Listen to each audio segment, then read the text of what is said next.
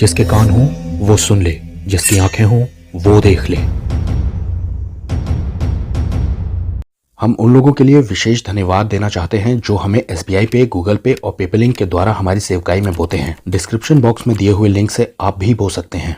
ये है हमारे 3 चैनल्स और टेलीग्राम पर अब आपको इजराइल से जुड़ी हुई न्यूज मिलेगी और ऐसे वीडियोस जो यूट्यूब पर डाले नहीं जा सकते। अपनी आज की गवाही को हम आपके लिए लेकर के आए हैं बरेली शहर से। अभिषेक अरोरा जो आज एक पास्टर हैं और यीशु मसीह की सेवा करते हैं, क्योंकि उनके जीवन में कुछ ऐसी घटनाएं घटी थी जिनको सुनकर आपका दिल पिघल जाएगा। ये गवाही उन लोगों को बहुत हिम्मत देगी जो लाइलाज बीमारियों से जूझ रहे हैं और इसका कारण भी उन्हें नहीं पता है, क्योंकि लोग बीमारियों को सिर्फ बीमारियां ही समझते रह जाते हैं, लेकिन उनके पीछे अंधकार की ताकतें होती हैं जो एक फैमिली मेंबर के मर जाने के बाद दूसरे के पीछे पड़ जाती हैं। पास्टर अभिषेक अरोरा का एक YouTube चैनल है जिसका नाम है पास्टर अभिषेक अरोरा ऑफिशियल JLU विजन, जिसे आप जीसस लव्स यू विजन कह सकते हैं। पास्टर अभिषेक अरोरा ऑफिशियल, आप उनके चैनल को जरूर सब्सक्राइब कीजिएगा। आइए इस गवाही में हम चलते हैं। आप सभी को प्रभु यीशु मसीह के नाम में जय मसीह की। मेरा नाम अभिषेक अरोरा है और मैं एक हिंदू पंजाबी परिवार से हूँ। प्रभु का मैं धन्यवाद देता हूँ कि परमेश्वर ने आज मुझे फिर से मौका दिया कि मैं अपने जीवन की गवाही, अपने जीवन की सच्चाई या सत्य घटना आपके सामने रख सकूं। अगर परमेश्वर हमारे जीवन में ना हो और वो हमारे जीवन में कार्य ना करे तो हम सत्य को कभी जान भी नहीं सकते हैं। जिस पंजाबी परिवार में मैंने जन्म लिया, उस जगह पे हम बहुत से ईश्वर पर विश्वास किया करते थे और मेरा परिवार एक बहुत ही रिचेस्ट फैमिली में से एक परिवार था और एक छोटा सा कस्बा जिसका नाम है मैलानी खीरी, जो लखीमपुर डिस्ट्रिक्ट खीरी में पाया जाता है। वहाँ पर मैलानी में मेरा जन्म हुआ। एक छोटा सा स्मॉल टाउन है वो। और परमेश्वर का धन्यवाद हो, बहुत अच्छा परिवार, मेरे अच्छे माँ बाप, मेरी बड़ी बहन जिनका नाम पूजा, और हम 4 लोग एक घर में रहा करते थे। मेरे पापा एक अच्छे बिजनेसमैन थे, उनका फर्टिलाइज़र का काम था और हमारी खुद की अपनी आरा मशीन थी। हम लोग फॉरेस्ट के पूरे ठेके लिया करते थे और हमारे अपने खुद के गार्डन्स, बगीचे, आम के बाग थे। हमारी खुद की अपनी प्रॉपर्टी में स्टेट बैंक ऑफ इंडिया किराए पर और रोडवेज बस स्टैंड किराए पर था। और इसी के साथ साथ और भी बहुत से काम, जैसे कह सकते हैं कि खेती बाड़ी के जो अदबटाई पर जाते हैं, जो वहाँ पर चला करता था, ये सारे काम हमारे घर में होते थे। पैसे की हमारे घर में कोई कमी नहीं थी, बेइंतहा पैसा था। नाम, शोहरत, पैसा जो एक इंसान को चाहिए ना, वो हमारे घर में बेइंतहा था।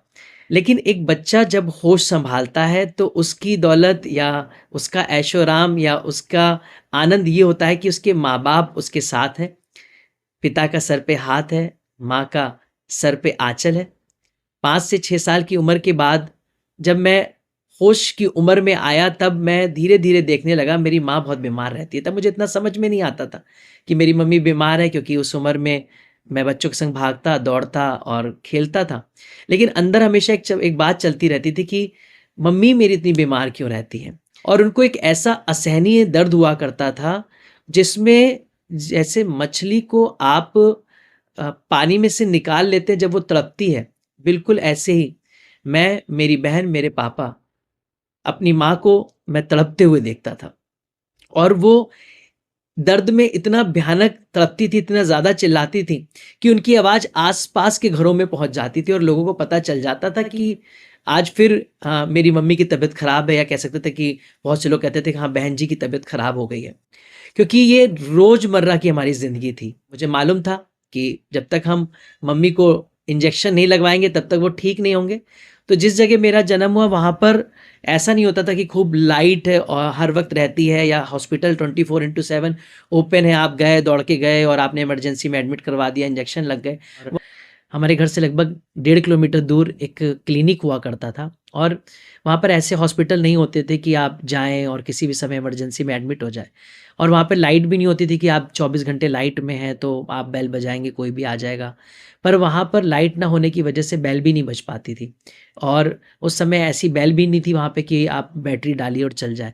तो हमें उनकी वहाँ की कुंडी खटखटानी पड़ती थी और वो तब तक खटखटाते थे जब तक डॉक्टर जग ना जाए। और डॉक्टर क्लिनिक के ऊपर रहा करते थे, वहाँ तक आवाज़ पहुँचना भी बहुत मुश्किल होता था। लेकिन जब वो आवाज़ पहुँचती थी, वो धीरे-धीरे नीचे आते थे और उनको भी ये पता चल गया था कि ये वही बच्चे होंगे, ये वही लड़का होगा, रात में आया होगा, क्योंकि हर एक दूसरे दिन मैं उनके गेट पर जाके रात को पहुँच के कुंडी खटखटाया करता था और वो आया करते थे, इंजेक्शन लिया करते थे, मेरी मम्मी को लगाया करते थे, जिसमें नशे का और पेन किलर इंजेक्शन थे। और उस समय के इंजेक्शन तक मुझे आज भी याद है। मेरी मम्मी को एनाफोर्टान और फोर्टविन नाम का इंजेक्शन लगता था और मेरे ज़हन में बसे हुए वो दवाइयाँ, वो इंजेक्शंस। और वो मेरे संग आते थे और 1 डोज़ नहीं, 2-2 डोज़ लेकर आते थे। वो इसलिए मैं आपको बताऊँगा क्योंकि मेरी मम्मी को वो फोर्टविन नाम का इंजेक्शन, वो एनाफोर्टान नाम का इंजेक्शन की पूरी डोज़ लगा दी जाती थी। फोर्टविन से सेडेशन आ जाए और एनाफोर्टान से उनका पेन दूर हो जाए। और जब वो उनको लगा दिए जाते थे, मेरी मम्मी का दर्द कई बार होता था कि उस डोज़ के बाद भी रुकता नहीं था। उसके बाद फिर से उन्हें वो डबल डोज़ लगाई जाती थी और उसके बाद काफ़ी समय के बाद उन्हें दर्द में आराम मिलता था और मैं कह सकता हूँ कि वो उस नशे से, उस सेडेशन से उनकी आँख बंद हो जाती थी और वो सो जाती थी। और लगातार ऐसे ही मेरी मम्मी की हालत बिगड़ती रही और पूरी रात मैं अपने बचपन से लेकर और अपनी जवानी की काफ़ी उम्र तक मैं सिर्फ रात में जगा हूँ। नींद क्या होती है मुझे नहीं मालूम, क्योंकि मैं अपने चेहरे को हमेशा मम्मी की ओर लगा कर रखता था और मम्मी को देखता रहता था कि शायद अब मेरी मम्मी के दर्द उठेगा, क्योंकि यह हर दिन का काम था। और मेरी मम्मी रात में चिल्लाती, तड़पती, फिर हॉस्पिटल भागना, फिर वही डॉक्टर को लेकर आना, फिर वो सेम प्रोसीजर, फिर वो इंजेक्शन लगवाना। और कई बार इसमें मेरी मम्मी बेहोश हो जाया करती थी। एक बीमारी होती है हिस्टीरिया करके बीमारी, और उसमें मेरी मम्मी जब बेहोश हो जाती थी, उनके दांत पिस जाते थे उस दर्द की वजह से, उस पीड़ा की वजह से। तो अब सिर्फ इंजेक्शन नहीं लाने होते थे, पर डॉक्टर हमें कुछ दिया करता था जिसको मम्मी को हमें सूंघाना पड़ता था। तो कई बार इंजेक्शन लगने के बाद भी मम्मी होश में नहीं आती थी, तो 2 से 3 घंटे के बाद हम लोग खुद उन्हें वो सूंघाया करते थे ताकि वो होश में आ जाए, ताकि हमें पता चल सके कि मम्मी अब कैसी है, उनका दर्द रुका है कि नहीं रुका है। क्योंकि उस दर्द में, उन इंजेक्शन और हिस्टीरिया की वजह से वो खुद भी बाद में नहीं बता पाती थी कि उनका दर्द रुका है कि नहीं रुका है। वहाँ पर बहुत बड़ी सिटी नहीं है, इसलिए आसपास के सारे लोग हमें जानते थे और वो इस बात को जानते थे कि ये बहुत ही नामी परिवार है। लेकिन जब हमारे घर की दशा ऐसी होती जा रही थी तो लोग इस बात को देख के चौंकते थे कि आखिर इनके परिवार में ऐसा क्या हो गया है कि बहन जी का इलाज नहीं मिल रहा है।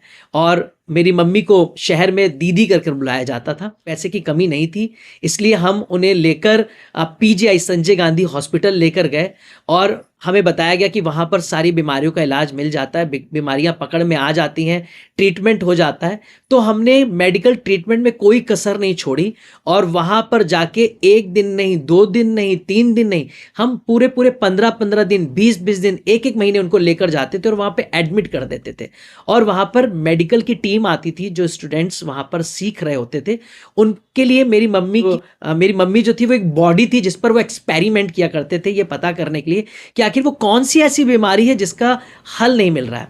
हाँ, मेरी मम्मी को स्टोन तो थे जिसका ट्रीटमेंट उनका चल रहा था, लेकिन डॉक्टर्स का ये कहना था कि स्टोन का ट्रीटमेंट ऑपरेशन के द्वारा हो चुका है, अब तो हम स्टोन निकाल चुके हैं, स्टोन भी उनके दूर कर दिए गए हैं, लेकिन अब ये कौन सा दर्द है।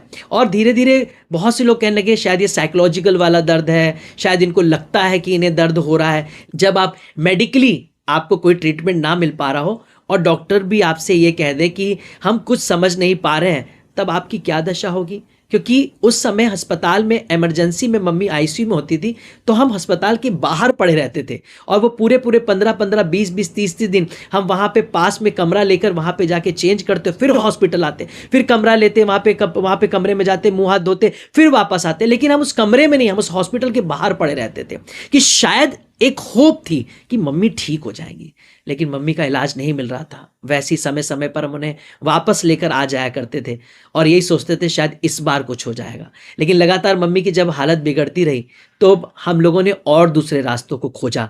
फिर जादू, टोना, भूत, प्रेत, रिद्धि, सिद्धि, जिन, जन्नात, हर एक दरवाज़ा हम उस पर मम्मी को लेकर गए, बस इसलिए कि मम्मी ठीक हो जाए। हमारे घर में बहुत से तांत्रिक लोग आया करते थे, मठ के पुजारी आया करते थे और हमने लाखों की सोने की मूर्तियां तक दान करी। वो सारे काम करे जो हमें करने थे, क्योंकि हम बहुत रिलीजियस थे, हम बहुत भक्त थे और ईश्वर पे हमारी अटूट आस्था थी। इतनी समस्याओं के बाद भी हम अपने विश्वास में कमज़ोर नहीं पड़े, हम अपने भक्ति के कामों में कमज़ोर नहीं पड़े। हमें लगता था कि शायद एक रास्ता निकलेगा और हम अपने नंगे नंगे पांव बहुत से पवित्र स्थानों पर गए जो हमें लगता था शायद वहां ठीक हो जाएंगे, और कई उपवास हमने, व्रतों को रखा कि शायद अब मम्मी ठीक हो जाएंगी। और हमारे घर जब धीरे धीरे तांत्रिकों का आना शुरू हो गया, तब उस घर में जो हमें एक घबराहट और बेचैनी लगा करती थी वो हमारी बढ़ गई। अब हमें घर में काले साए नजर आते थे, लेकिन उन सबको तब भी हम कर रहे थे कि शायद इन सब चीज़ों को करने से मेरी मम्मी ठीक हो जाएंगी। और अगर मैं अपने बारे में बताऊं तो मैं इतना ज़्यादा डरपोक था, क्योंकि बचपन से जब इन चीज़ों को आप देख रहे होंगे तो आपके अंदर हिम्मत तो आएगी नहीं। और मुझे भूत और डरावनी शक्तियों से बहुत डर लगता था, क्योंकि हम उस समय बहुत जादू टोने करवाया करते थे और घर में काले साए चलते हुए हमें दिखा करते थे। जब मैं बाहर कभी अपने दोस्तों के संग खेलने जाता था, जब और दोस्तों को उनकी माँओं के संग देखता था, तो मैं एक ही दुआ करता था, एक दिन ज़रूर आएगा जब मैं और बच्चों की तरह अपनी माँओं के संग, जैसे वो खेल रहे हैं, मैं भी अपनी मम्मी के संग खेल पाऊंगा, मैं भी उनके संग रह पाऊंगा। क्योंकि आए दिन उन बीमारियों ने हमारे घर को एक नरक की तरह बना दिया था। और मेरे पापा भी उस समय बहुत डिस्टर्ब हो गए थे मम्मी की तबीयत खराब होने की वजह से, और फाइनेंशियली भी हम लोग धीरे धीरे डाउन जा रहे थे। मेरे पापा का बिजनेस बहुत ज़्यादा सफ़र करने लगा। साथ ही साथ हमारे ऊपर केस भी चल रहे थे, लोग हमारी प्रॉपर्टीज़ को हथियाना चाहते थे, क्योंकि सबको पता था इनके घर में कंडीशन ख़राब है, तो लोग ज़्यादा से ज़्यादा चाहते थे कि इनकी प्रॉपर्टीज़ को ले लें। अब पापा मम्मी पर ध्यान दें, बच्चों पर ध्यान दें या बिज़नेस पर ध्यान दें, और उनके लिए बहुत मुश्किल हो जा रहा था, क्योंकि ज़्यादा से ज़्यादा समय हम लोगों को अस्पतालों में या फिर हम कोई भी तरीका ढूंढने में जिससे मम्मी ठीक हो जाए, हम उसमें गुजारा करते थे। और धीरे धीरे मेरे पापा डिस्टर्ब होने लगे, उनकी मानसिक संतुलन भी बिगड़ने लगा, क्योंकि हमें कोई रास्ता नहीं मिल रहा था। हम कहीं से ये समझ नहीं पा रहे थे कि कैसे हम इस समस्या से निकलेंगे। हर रात मेरी माँ वैसे ही तड़प रही थी, हर रात वो वैसे ही रो रही थी, हर रात उसे वैसे ही इंजेक्शन लग रहे थे, हर रात वैसे ही वो बेहोश हो रही थी, हर रात वैसे ही हम उससे सुंघा कर उठा रहे थे। एक सेकंड का भी हमें ऐसा मौका नहीं मिल रहा था कि हम कुछ और सोच पाएं। मेरी और मेरी बहन की पढ़ाई सफ़र करने लगी। जिस उम्र में बच्चे अपने करियर, फ्यूचर, अपनी एजुकेशन के बारे में सोचते हैं कि मुझे ये बनना है, मुझे वो बनना है, उस उम्र में हम मम्मी के इलाज को ढूंढ रहे थे, मम्मी के सही होने को ढूंढ रहे थे।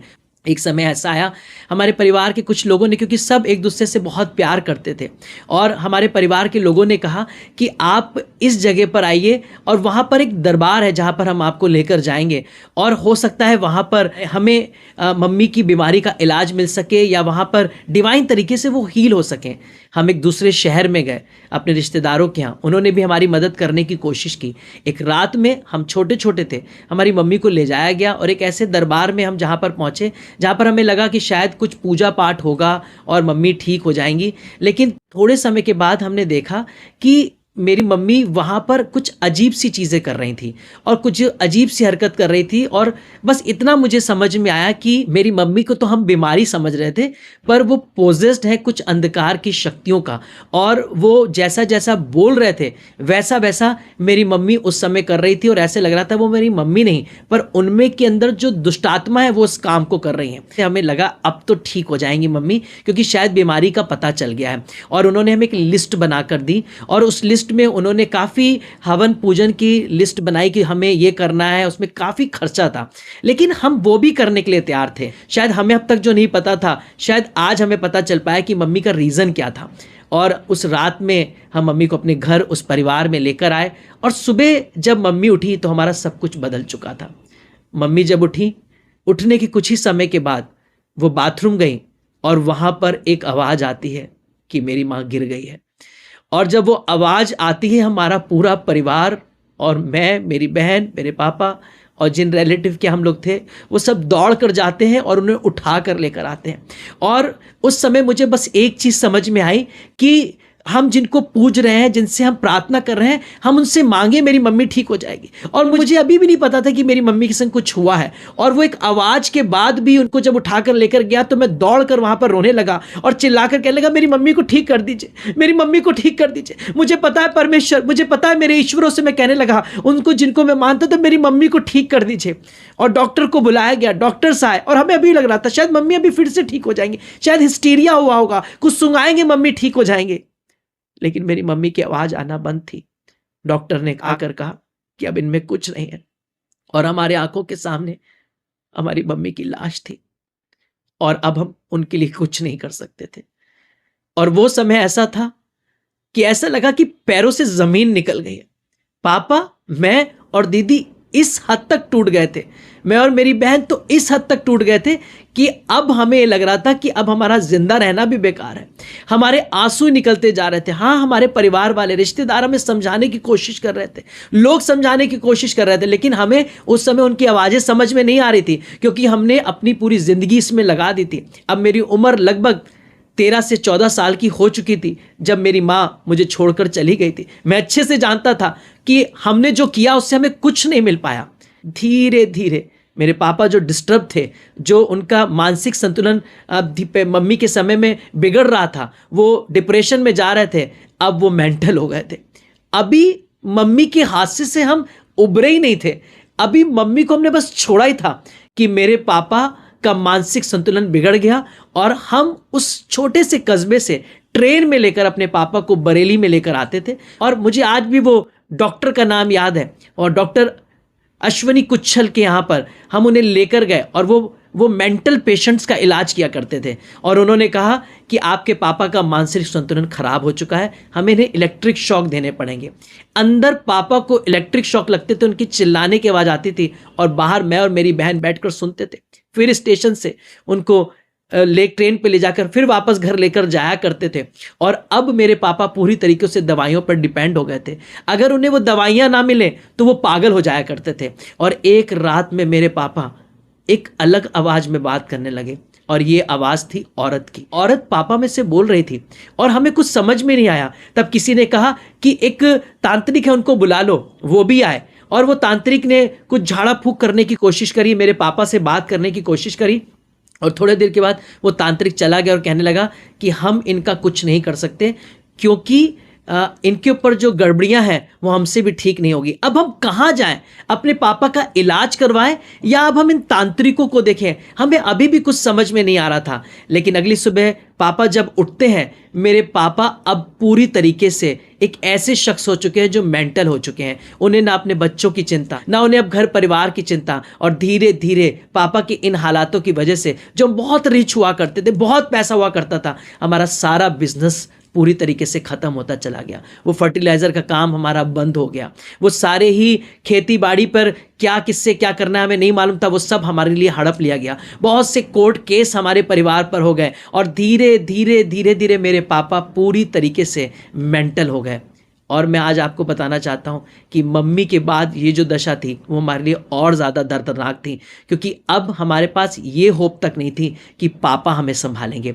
आज उस उम्र में, जिस उम्र में माँ बाप को बच्चों को संभालना चाहिए, हम माँ को खो चुके थे और अपने पापा को संभाल रहे थे।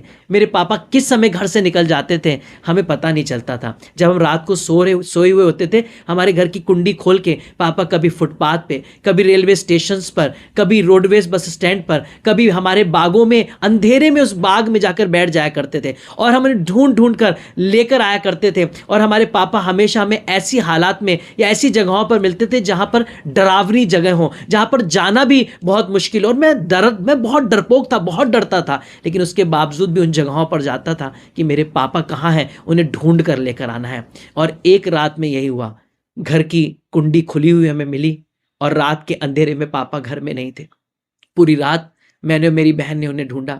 सुबह हो गई, मेरे बोर्ड के एग्ज़ाम थे, मुझे वहाँ पर जाना था और पापा को ना ढूंढने की वजह से मैं बहुत चिंतित भी था और मुझे एग्ज़ाम भी देने जाना था। और जब मैं वहाँ पे एग्ज़ाम देने के लिए गया, तुरंत एक भाई पीछे से मेरे सेंटर पर पहुँचता है और वो भाई मुझसे कहता है जल्दी से घर चलो। मैंने कहा क्या हुआ? कुछ नहीं, पापा थोड़ी सी तबीयत ठीक नहीं है और तुम्हें वो बुला रहे हैं, उनसे मिलने के लिए तुम्हें चलना है। जब ये बात मेरे कानों में पड़ी, मैं डर गया। मुझे लगा मेरे पापा शायद बीमार हो गए और अस्पताल में एडमिट है।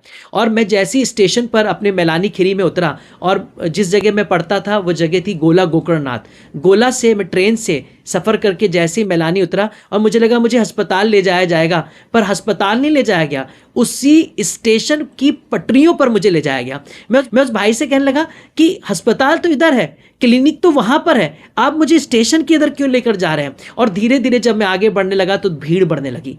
मैं देखने लगा कि स्टेशन पर ये भीड़ पब्लिक के लिए नहीं, ये वो लोग थे जिन्हें हम जानते थे। और जब आगे बढ़ा तो पटरियों पर पड़ी हुई मेरे पापा की लाश मैंने वहाँ पर देखी कि मेरे पापा की वो बॉडी है। और आज तक मैं और मेरी बहन नहीं जानते कि मेरे पापा के संग क्या हुआ या किसने उनके संग क्या किया।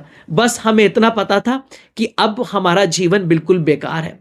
हमारे सारे रिश्तेदार, बहुत से लोग हमसे प्रेम करने वाले तो थे, पर उनके अपने अपने घर थे, वो हमसे दूर दूर रहा करते थे। लेकिन ये समय हमें अकेले ही सामना करना था। और उस बहुत बड़े से घर में, जैसे मैंने आपको बताया कि हम बिजनेसमैन थे, हमारा बहुत सी प्रॉपर्टी थी और एक बहुत बड़ा घर था जो लगभग 400-500 गज का मकान था। और उस बड़े से घर में अब मैं और मेरी बहन अलग अलग कमरे में छुप कर रोया करते थे, क्योंकि मुझे ऐसा लगता था कि मेरे आंसू कहीं मेरी बहन ना देख ले। मेरी बहन को लगता था कहीं मेरे आंसू मेरे भाई ना देख ले। और हम छुप छुप के रोया करते थे। खाना, भूख, क्या ही हम भूल गए थे। अब आसपास के लोग भी यही सोचने लगे थे, जैसे इनके माँ बाप खत्म हो गए, कहीं ये बच्चे भी खत्म ना हो जाए। क्योंकि हम अपने घर से निकलना हमने बंद कर दिया था, लोगों से मिलना और बातचीत करना बंद कर दिया था। और धीरे धीरे वही दशा जो मेरी मम्मी की थी, मैं अपनी आंखों से अपनी बहन की देखने लगा।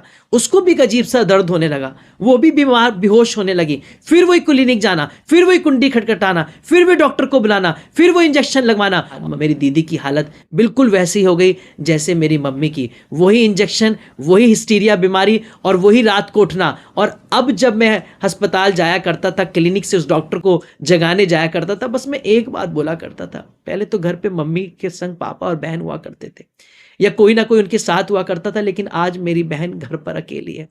ताला लगा कर जा रहा हूं और मैं अंदर अंदर अपने भगवानों से बोलता था कि जब मैं वापस पहुंचूं तो मुझे मेरी बहन जिंदा मिल जाए। बस मुझे मेरी बहन जिंदा मिल जाए। जितनी जल्दी मुझे डॉक्टर को और उस कंपाउंडर को या इंजेक्शंस को लाने में लगती थी, उससे ज़्यादा मुझे जल्दी होती थी कि मैं जाकर अपनी बहन को देखूं कि वो कैसी है। और जाकर फिर वही सारे ताले खोलना, कुंडी खोलना, कमरे के अंदर पहुंचना। और मेरी बहन कभी कभी बिस्तरों से गिरी हुई होती थी, उसके मुंह से खून निकल रहा होता था, हिस्टीरिया की वजह से उस दर्द में वो बेहोश हो जाया करती थी। फिर वही उसे सुंगाना, फिर बिस्तर पर लेटाना, फिर वही सारे इंजेक्शन लगाना। और ये सारे चीज़ें हमें अंदर अंदर खा चुकी थी। हम जिंदा तो थे, हाँ, लेकिन एक लाश के समान थे। हमें अब कोई आशा नहीं थी जिंदगी से, हम कुछ चाहते नहीं थे, लेकिन बस जो हमारे सामने था हम उससे फाइट कर रहे थे और आगे बढ़ रहे थे। एक रात में अचानक से मेरी बहन ने मुझे छुआ और मैं एकदम से चौंक कर उठा और मैंने तुरंत दीदी से कहा कि मैं अभी जाता हूँ और अस्पताल जाता हूँ और डॉक्टर को लेकर आता हूँ। और जैसे ही मैं कहकर आगे बढ़ने लगा, दीदी ने मेरा हाथ पकड़ लिया। और जैसे उसने हाथ पकड़ा और एकदम से बोली कि भाई मैं भी आज तुझे छोड़कर जा रही हूँ। और रात के उस अंधेरे में मैं अपने गोद में ज़मीन पर लेकर अपनी बहन को बैठा हुआ था। और उस समय मेरी दीदी की धीरे धीरे सांसें रुकने लगी, उसका मेरे आंखों के सामने चेहरा नीला पड़ने लगा और उसके आंसू निकल रहे थे और ऐसे लग रहा जैसे उसके शरीर से प्राण निकल रहा हो। और मैं अपनी बहन को अपने हाथों में तड़पते हुए और उसकी जान को निकलते हुए देख रहा था। और उस वक्त बस मैं अपनी बहन को नोचने लगा कि वो किसी तरीके से मुझसे बात करे, क्योंकि धीरे धीरे दीदी की आवाज़ आना बंद हो गई।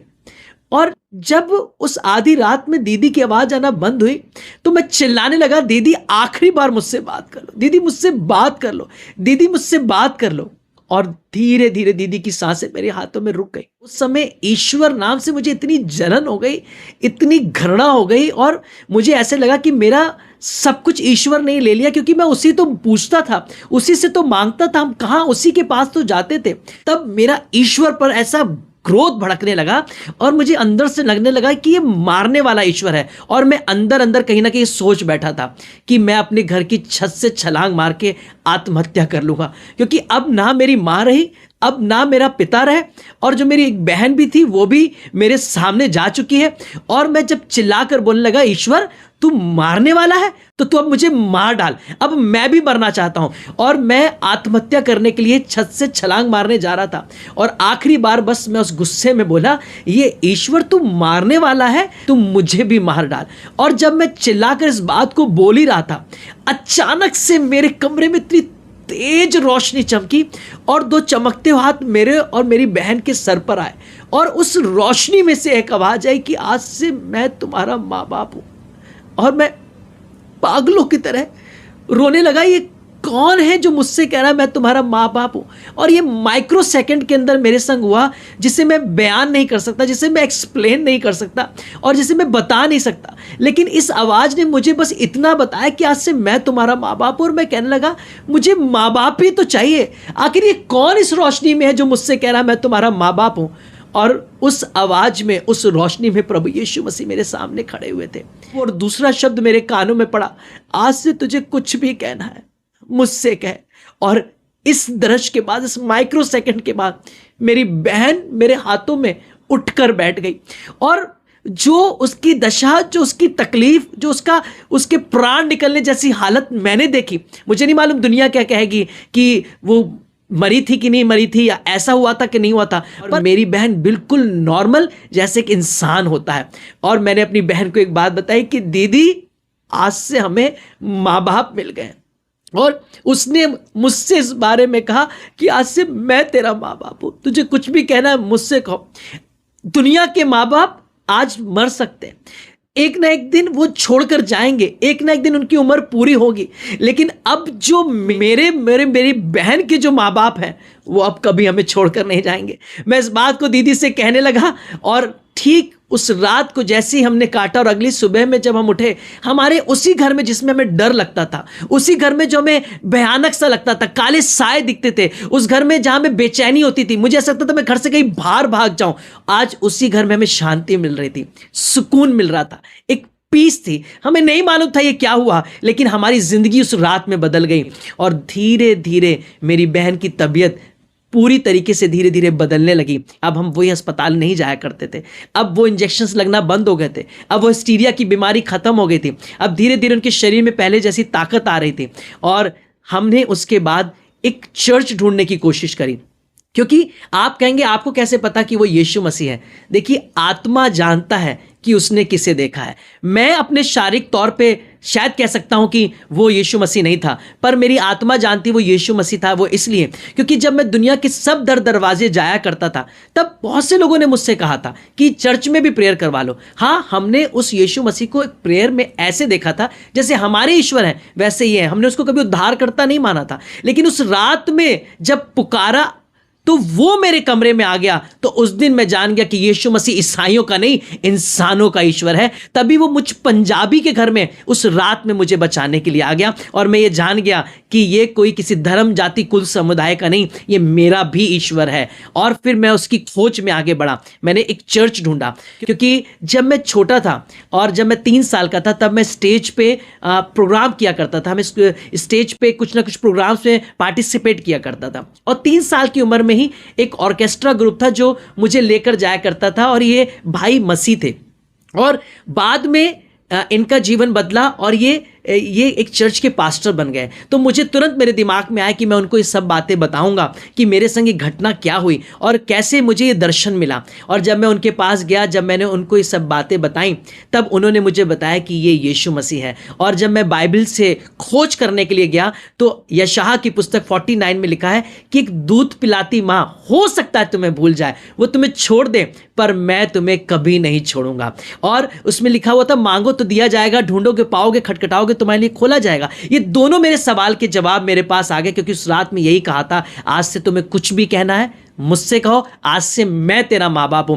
मैं उस दिन ये समझ पाया कि ये वचन से जो मुझसे बातें की गई वो यीशु मसीह था, क्योंकि दूध पिलाती माँ सच में मुझे छोड़कर चली गई। मेरा बाप मेरे को छोड़ के चला गया, मेरी बहन भी मुझे छोड़कर जा रही थी, लेकिन हम दोनों को उस वचन के अनुसार यीशु मसीह ने बचाया। और मैं इस बात को जान गया कि जब आप अपनी विपत्ति में टूट जाते हैं, जब आपके हालात आपके हाथों से निकल जाते हैं, आज भी यीशु मसीह उनके जीवनों में आकर अपने कामों को करता है। सन 2002 में मुझे ये दर्शन मिला और आज 2025 हो चुका है, मुझे अपने माँ बाप की याद तक नहीं आई। यीशु मसीह ने इतना प्यार दिया, इतना प्यार दिया, जैसे एक माँ बाप अपने बच्चों के संग रहता है वैसे वो मेरी बहन के संग रहने लगा। मैं आपको ये वाली बात बताना चाहूँगा कि जब मैं यीशु मसीह के उस दर्शन के बाद आगे बढ़ा, मैं रात में यीशु मसीह से ये कहा करता था, जीसस पापा आप मेरी माँ हो, और जो मुझे माँ का आंचल नहीं मिला, जो मुझे माँ का प्यार नहीं मिला, मुझे आपसे चाहिए। हर रात में मैं उसकी गोद में लेटा हूं, उसने माँ की तरह मुझे प्यार दिया। दुनिया शायद कुछ भी इसे समझे, लेकिन मैं जानता हूं कि मैं मर चुका होता अगर उस रात में यीशु मसीह मेरी जिंदगी में नहीं आता। मेरी बहन मर चुकी होती यदि उस रात में यीशु मसीह मेरे परिवार में, मेरी जिंदगी में नहीं आया होता। और हमारी फाइनेंशियल कंडीशन बहुत ज्यादा खराब हो चुकी थी,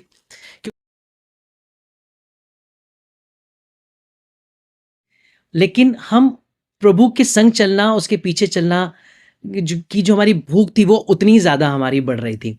और हम लगातार परमेश्वर के भवन जा रहे थे, संगति कर रहे थे, परमेश्वर में बढ़ रहे थे, लेकिन मम्मी पापा अब नहीं थे, बिजनेस हमारे सारे लॉस में जा चुके थे और कहीं ना कहीं हमारी अपनी आवश्यकताओं की भी हमें ज़रूरत थी। तो मेरी दीदी एक छोटी सी जॉब करने लगी जिसमें उनको 2000 के आसपास सैलरी मिलती थी और कुछ शॉप्स के हमारे पास रेंट्स आते थे जो कुल मिला के हमारे पास 3 to 4,000 रुपीज़ पर मंथ आया करता था। लेकिन इसमें पढ़ाई भी करनी थी, इसमें घर के खर्चे भी चलने थे, इसमें सारा आना जाना भी था, इसमें ही हमें अपने दोनों की सारी ज़रूरतों को पूरा करना था, जो बहुत मुश्किल हमारे लिए हो रहा था। चर्च में मैं जाया करता था, परमेश्वर का धन्यवाद हो कि स्टार्टिंग में ही जब मैं बिल्कुल नया था, जब चर्च जा रहा था, तो मेरे पास्टर जो ऑर्केस्ट्रा ग्रुप कभी चलाया करते थे और उन्होंने अभी कुछ ही समय पहले परमेश्वर को जीवन दिया था, अब वो चर्च मिनिस्ट्री में थे। हम दोनों ही बिल्कुल नए थे परमेश्वर की सेवा में और चर्च में धीरे धीरे 5 से 10, 10 से 15, 15 से 20 लोग आने लगे और कुछ ऐसे भी आने लगे जिनके ऊपर एविल स्पिरिट के अटैक थे। हमें नहीं मालूम था कि उनके लिए कैसे प्रार्थना करनी है, क्योंकि हमारे लिए सब कुछ नया था। तो हम कई बार दूसरे शहरों से पास्टर्स को, सेवकों को बुलाते थे ताकि वो प्रार्थना करें और लोग ठीक हो सके। लेकिन वो भी कब तक आते हैं, सबके अपने अपने चर्च थे। तो एक दिन हमने ठान लिया, हमने कहा अब हम ही कर देखते हैं कि आखिर जब उनकी प्रार्थनाओं से निकल रही है दुष्ट आत्मा, तो हम भी प्रार्थना करेंगे। हम नए जरूर थे, पास्टर हमारे आगे बढ़ रहे थे, उनके संग धीरे धीरे मैं भी उनके संग ऑर्केस्ट्रा में था, तो वो भी प्रभु में थे, अब मैं भी प्रभु में आ चुका था, वो भी सेवा में थे, तो मैं भी सेवा में उनके पीछे पीछे चल रहा था। हमने एक दिन दुष्ट आत्मा के लिए खुद प्रार्थना करने की कोशिश की। हमने पानी लिया और हमने बोला यीशु मसीह का लहू है, उसे पिलवा दिया और वो एकदम से चिल्लाने लगी कि मुझे क्यों जला रहे हो, मुझे क्यों जला रहे हो, मुझे क्यों जला रहे हो। और हम यीशु मसीह के नाम से प्रार्थना करने लगे और कहने लगे इसे छोड़कर चली जा। हमें नहीं मालूम था हमारे पास इतने अधिकार हैं, लेकिन हम तो बोल रहे थे, लेकिन वो दुष्ट आत्माएं लोगों को छोड़कर जाने लगी। और एक समय आया, उसी चर्च में लगभग 1 से 2,000 लोग आने लगे और प्रभु की बड़ी महिमा होने लगी। एक गवाही मैं ऐड करना चाहूँगा अपने उस मैलानी की, उसी समय की जब मैं प्रभु में आ गया था। मुझे बड़ा बोझ था अपने बेस्ट फ्रेंड की फैमिली के लिए। ये अग्रवाल फैमिली थी और मेरा फ्रेंड नास्तिक था, वो परमेश्वर को नहीं जानता था। 1 साल मैं और मेरी बहन लगातार उस परिवार के लिए प्रार्थना कर रहे थे, क्योंकि हमें नहीं पता था कि हम उनको वचन दे पाएंगे, वो मानेंगे नहीं मानेंगे। और एक दिन मेरे बेस्ट फ्रेंड की सिस्टर्स हमारे यहाँ आती हैं और बातों बातों में वो हमसे पूछती हैं कि आप क्यों यीशु मसीह को मानते हैं। हम अपनी गवाही जब उन्हें देते हैं तो वो रोकर कहने लगती कि मेरी मम्मी की भी तबीयत बहुत ख़राब है और उन्होंने भी वो सब कुछ किया था जो हम कर चुके थे। और हमने उनसे कहा आप आइए, हम आपके लिए प्रार्थना करेंगे। वो दोनों आई और जब हम लोग प्रेयर कर रहे थे, वो घर जाके मम्मी को कहती कि मम्मी पहली बार एक ऐसी जगह गए हैं जहाँ पर लोग रो रो कर हमारे लिए प्रार्थना कर रहे थे। अब तक तो हम मांगते थे, आज कोई हमारे लिए मांग रहा था। अगले ही संडे को भवन में वो अपनी मम्मी के संग वो दोनों बहनें आईं और उनकी मम्मी को बहुत शांति मिली। उन्होंने हमें घर पर इनवाइट किया और एक पासवान हमारे यहाँ आए हुए थे, उनका अच्छा घर था। हमने कहा वो आपके यहाँ स्टे करेंगे, नेक्स्ट डे हम आपके यहाँ पर आएंगे और फेलोशिप करेंगे। अभी अंकल, उनके पापा विश्वास में नहीं थे। हम उनके घर अभी पहुंचे भी नहीं थे कि रात में अचानक उनकी मम्मी चिल्लाने लगी। उनको लगता था मम्मी बीमार है, बहुत इलाज, बहुत पैसा खत्म हुआ और मम्मी चिल्लाकर कह रही थी मेरे घर से चले जाओ, तुम मुझे निकालने के लिए बाहर आए हो। जबकि वो मम्मी नहीं, वो दुष्ट आत्माएं थी जो बीमारी के रूप में उस घर में रह रही थी। 1 साल की प्रार्थना का उत्तर आज हमें मिल रहा था। हमारे पास फ़ोन आया कि ऐसे-ऐसे मम्मी की हालत ख़राब हो गई है, इसमें हम क्या करें? हमने कहा बिल्कुल परेशान नहीं हो। हमारी पूरी प्रेयर वॉरियर टीम हम वहाँ पर चर्च के संग लोगों के संग वहाँ पहुँचे और हम लोग उस घर में जब प्रार्थना कर रहे थे, उनके पापा विश्वास में नहीं थे, उनको लग रहा था पता नहीं मेरी वाइफ़ के संग क्या कर रहे हैं। लेकिन जब हमने प्रार्थना करी तो धड़ाम की आवाज़ आई। वो दौड़ कर गए एक ऐसी जगह पे जहाँ पर उनकी आस्था थी, सारी चीज़ें ज़मीन पर गिरी हुई थी और पापा दौड़ कर आए और कहने लगे कि आप प्रार्थना करिए, मेरी पत्नी और हम छुटकारा चाहते हैं। और उस दिन उनकी मम्मी को परमेश्वर ने आज़ादी का दिन ठहराया। 3 दिन 3 रात हम उनको चर्च में लेकर आए, उनके संग रहे और परमेश्वर ने उन बच्चों की प्रार्थना को सुना या उस आंटी को जो मेरे फ्रेंड की मम्मी थी, पूरी तरीके से आज़ाद किया। आज वो पूरा परिवार प्रभु यीशु मसीह में, मेरा फ्रेंड अभी भी फ़ेथ में नहीं आया है क्योंकि वो नास्तिक था और वो आज यूएस में जॉब कर रहा है, लेकिन उसकी पूरी फैमिली को प्रभु यीशु मसीह ने बचाया।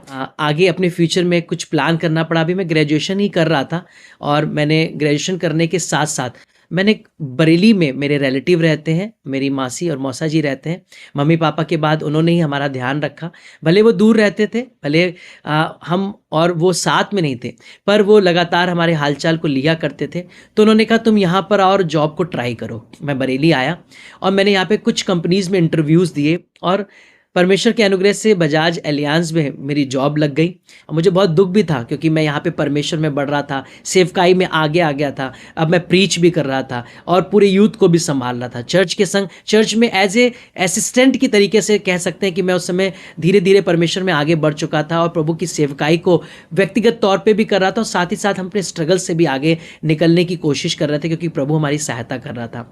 बरेली में मेरी जॉब लग गई और मेरी टाइमिंग मॉर्निंग 10 से लेकर शाम के 6 बजे तक हुआ करती थी और कई बार मुझे एक शहर से दूसरे शहर जाना पड़ता था क्योंकि मुझे उस समय पॉलिसीज़ करनी पड़ती थी, इंश्योरेंस करने पड़ते थे। तो आपको डोर टू डोर भी जाना है, रिलेटिव्स के यहाँ भी जाना है और आपको कॉल से भी जो लोग बुलाते हैं उनके पास भी जाना है। तो मैं अपनी जॉब की जर्नी के दौरान प्रभु की सेवा को नहीं छोड़ता था।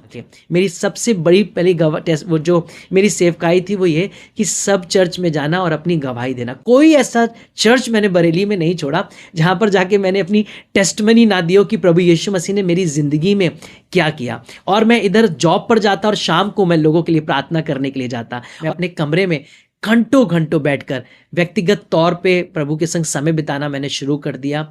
कई बार पूरी पूरी रात मैं प्रभु के संग चरणों में बिताता था कि मेरे घर में नीचे रिलेटिव थे।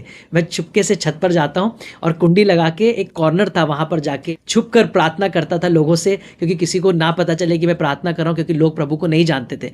पर मेरा घंटों घंटों रात का समय और अकेले शाम का समय प्रभु के संग गुजरता था और परमेश्वर ने कहीं ना कहीं मेरी इस भूख को देखा और परमेश्वर मुझे अपने में और संग में संग फाइनेंशियली भी मुझे बढ़ाने लगा। मैं लगभग 2 साल तक अभी अपनी बहन से दूर था क्योंकि मेरी बहन अभी भी मैलानी में ही थी, वो वहाँ पर जॉब कर रही थी, अकेले रह रही थी।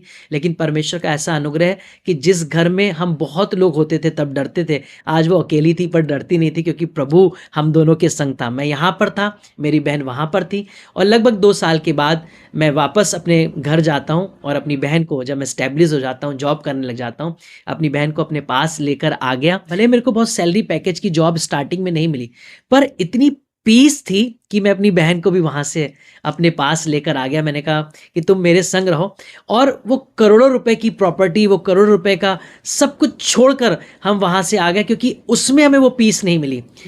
मेरी बहन की फिर उसके बाद शादी हो गई, वो अपने घर चली गई। उनकी भी बहुत सी टेस्टमनीज और हैं पर मैं उसमें नहीं जाऊंगा। पर मैं बताना चाहता हूँ इस बात को कि भले वो दौलत, वो पैसे, वो शोहरत, वो रिचेस्ट फैमिली में से मैं आया था, पर आज मैं जितना आनंदित था मैं तब नहीं था। आज भले हमारे पास बड़े बैंक बैलेंस नहीं थे, बहुत हाई सैलरी के पैकेज के मेरे पास जॉब नहीं थे और आज शायद वो नाम और वो फेम हमारे पास नहीं था, पर आज हम दुनिया के सबसे अमीर लोग थे क्योंकि हमारे पास स्वर्ग में धन था।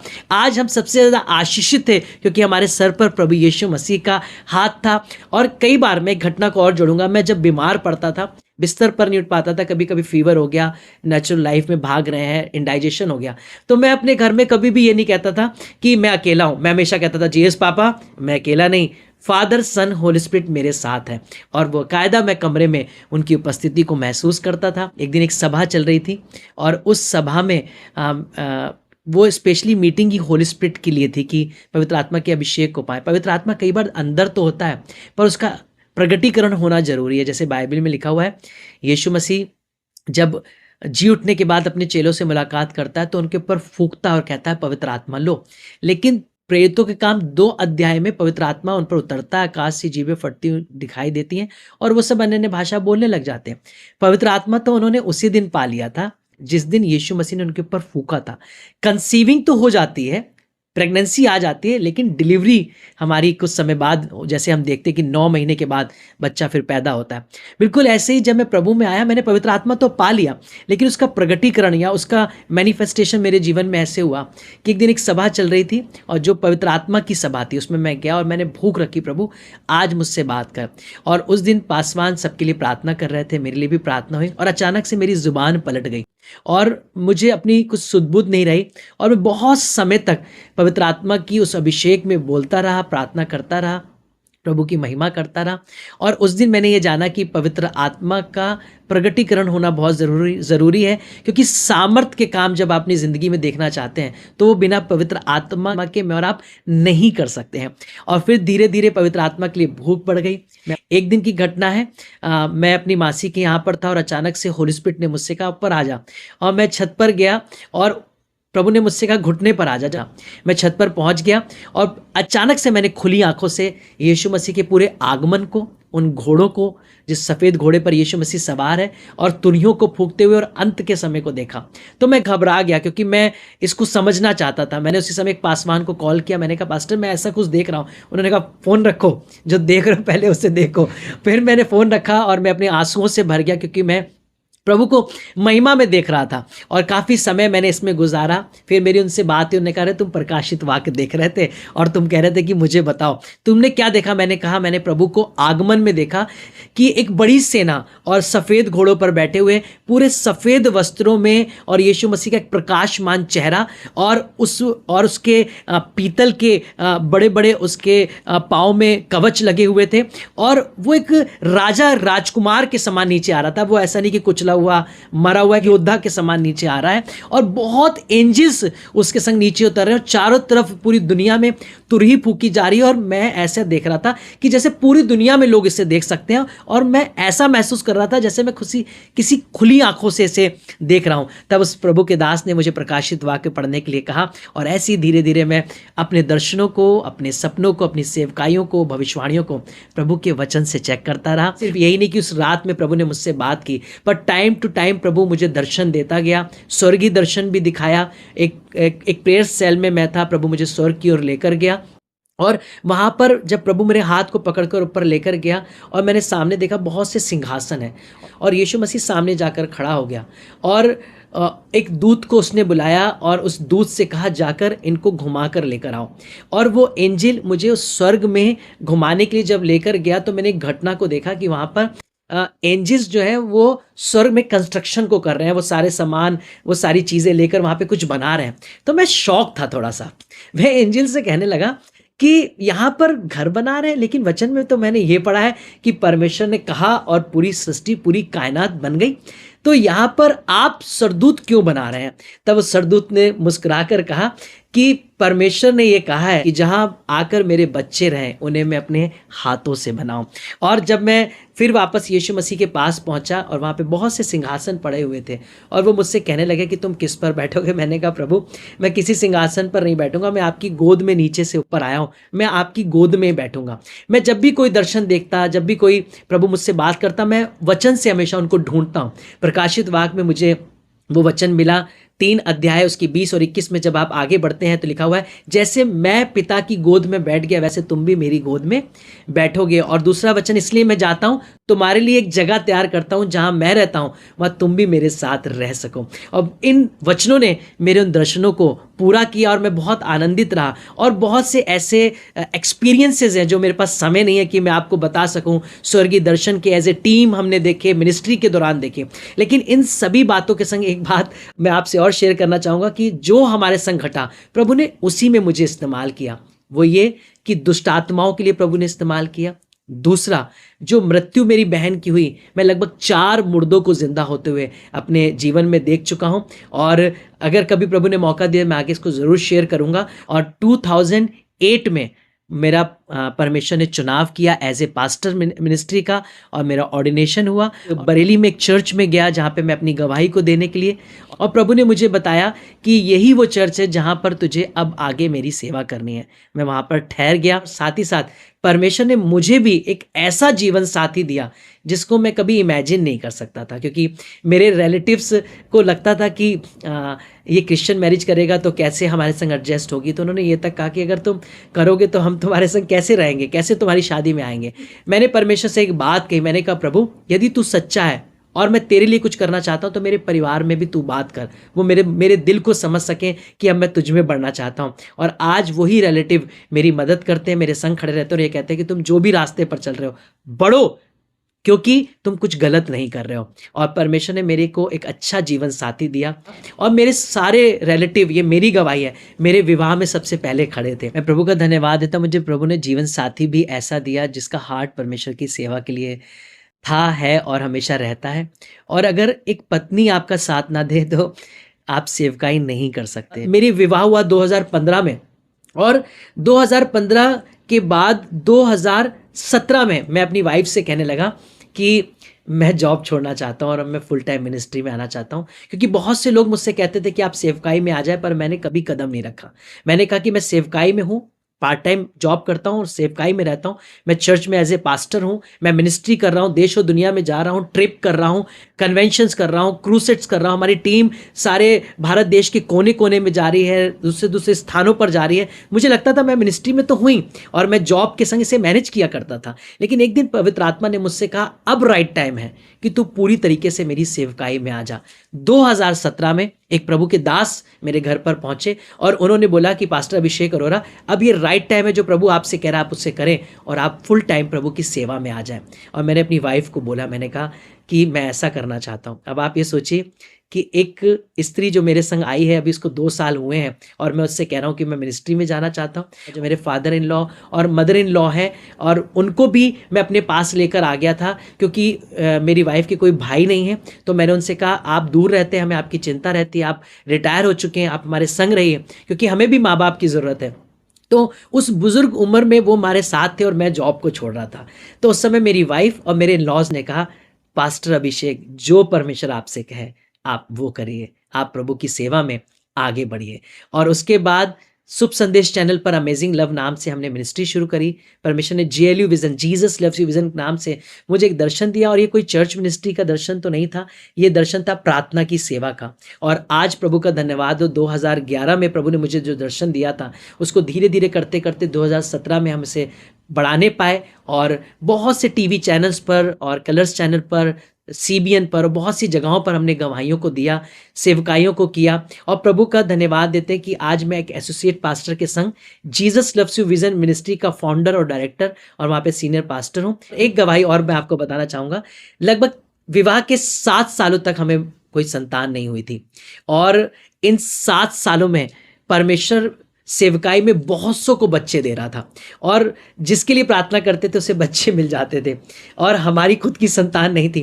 बहुत से सवाल भी खड़े होते थे, लोग भी कहते थे आप दूसरों के लिए प्रार्थना करते हैं आपको मिल जाता है, पर प्रभु ने मुझे एक आशा दी थी कि एक समय पर परमेश्वर संतान देगा और वो लड़का उत्पन्न होगा। ऐसा नहीं कि लड़का ही ज़रूरी है, पर जो परमेश्वर की ओर से भविष्यवाणी होती है वो मैंने रिसीव कर ली थी और मेरी वाइफ ने रिसीव कर ली थी। लोगों ने कहा कि आप IVF करवा लीजिए, ये करवा लीजिए, गोद ले लीजिए, ये भी हमारे अंदर ख्यालात लोग डालते थे। मेरी वाइफ भी कई बार सामाजिक प्रेशर में जाके सोचती थी कि कहीं हम ऐसा करवा लें, लेकिन अंदर से मेरी एक आवाज़ आती थी, नहीं 7 साल ज़रूर हो गए हैं, अब्राहम को याद रखो, रेबेका और इसहाक को याद रखो, परमेश्वर ने उनकी भी कोख को ब्लेस किया था, प्रभु हमें भी ब्लेस करेगा। और प्रभु का धन्यवाद हो, 7 साल के बाद परमेश्वर ने हमें बेटा ही दिया और एक ब्लेसेड संतान दी। मैं धन्यवाद देता हूँ ऐसी पत्नी का, ऐसे बेटे का।